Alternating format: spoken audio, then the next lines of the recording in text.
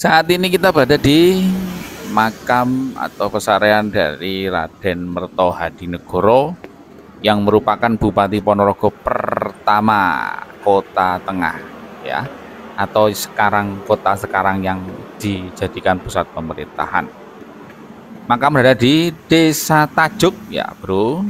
Oke, sebelumnya Hong Ulun Basuki Langgeng Rahayu Rahayu Rahayu. Sedulur, Raden Mertohadinegoro yang nama aslinya adalah Raden Baroto, merupakan anak ke-11 dari 25 bersaudara dari seorang ayah yang bernama Raden Jayeng Rono yang kedua. Merupakan bupati pedanten yang berasal dari Ponorogo bagian selatan, yang ditugaskan menjadi Bupati Caruban pada tahun 1785.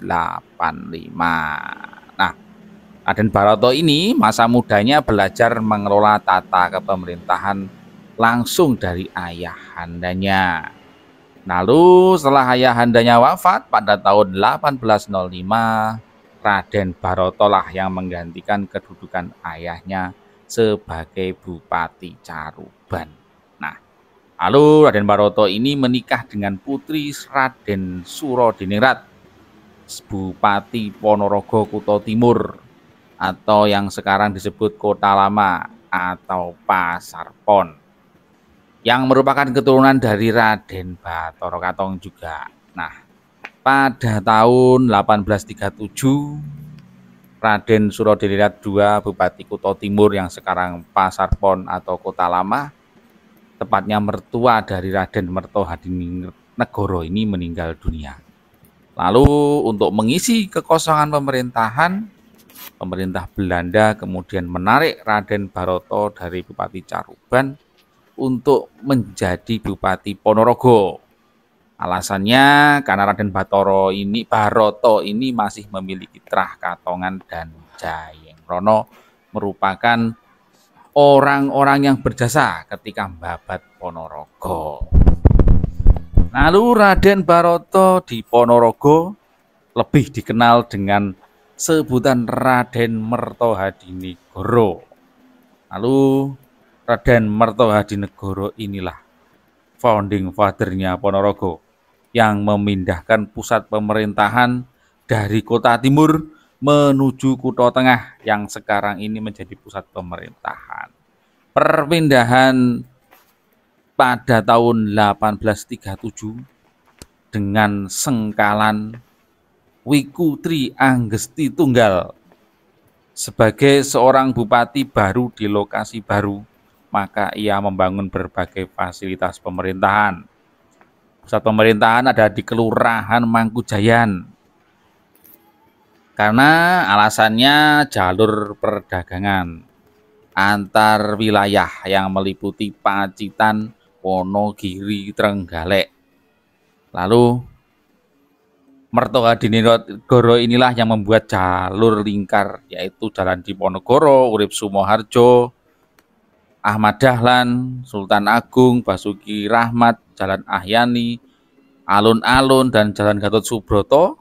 Nah, lalu Raden Mertohadinegoro juga membuat kebijakan penghijauan dengan menanami pohon asem di sepanjang pinggir jalan, sehingga menjadi rindang.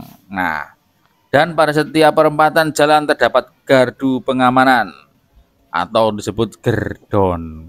Gerdon ini selain untuk memantau keamanan juga berfungsi sebagai tempat istirahat bagi siapapun. Selain itu membangun perekonomian masyarakat, beliau juga membangun pasar Tambabayan, pasar Tajuk, pasar Alun-Alun. Nah, kebijakan ini sangatlah penting sekali.